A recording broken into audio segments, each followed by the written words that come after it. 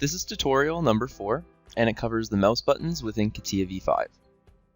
To start off, open up the fishing reel step file, which is located on the DVD. So what I'm going to do in this tutorial is I'm just going to show you the hot buttons for the mouse.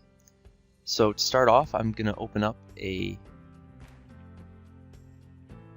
picture of the mouse that we're going to be using, just so everyone knows when I say button 1, button 2, and button 3, what each of those buttons is going to do. So let's go back and what we're going to do is I'm going to show you first how to zoom in and zoom out with your mouse.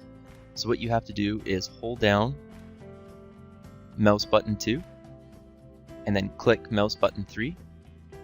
Now you can see the icon, the arrows going up and down, and if you push forward it's going to zoom in, and if you push out towards your pull it towards yourself, it's going to zoom out.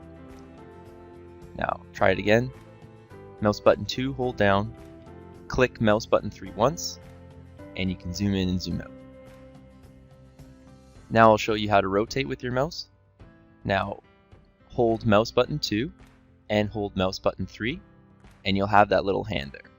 Now if you move it around, you'll see that you're able to rotate and move the whole part or assembly all around. Now let's zoom out,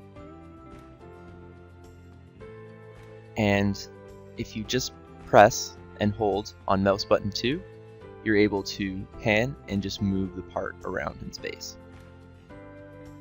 So let's hold the part and let's move it to the right, and then put your mouse to the left and just click mouse button 2 once. What that does is now you've created a new center point of rotation. So if we zoom out a bit more until we can see the part, if we hold mouse button 2 down and mouse button 3 to rotate and move around, you'll see that we're now rotating on a much larger scale and larger axis. Now pull the part into the middle and zoom in again, and try to rotate again. Now when we rotate, compared to before, it's very finicky, as we're using a much larger radius to rotate around, and you don't get the same results. Now all you have to do to get back to rotating close and tight with your part is click mouse button 2 on the part, on the point where you want to rotate around.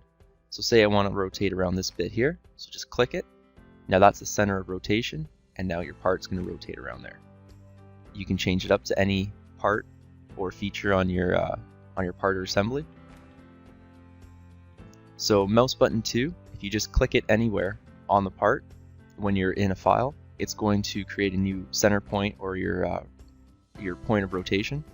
So again, like I showed you, if we zoom out and click on the side, now we've got a big arc, big circle. When we zoom in, and if we click on the part, now we have a small circle. So it's a very good tool to know how to change your rotation point, because when you're dealing with larger assemblies, your rotation point may be far and you might have limited use, and when you need to focus in on a certain part or certain feature, you need to click on it to be able to do that. And then mouse button 1 is just clicking on the parts, and you're able to highlight it. If you click mouse button 3, you get more options. So this is more like in Windows when you're clicking mouse button 1 and mouse button 3 to select an object and get some more details of an object. And that concludes our tutorial on the mouse buttons within Catia v5.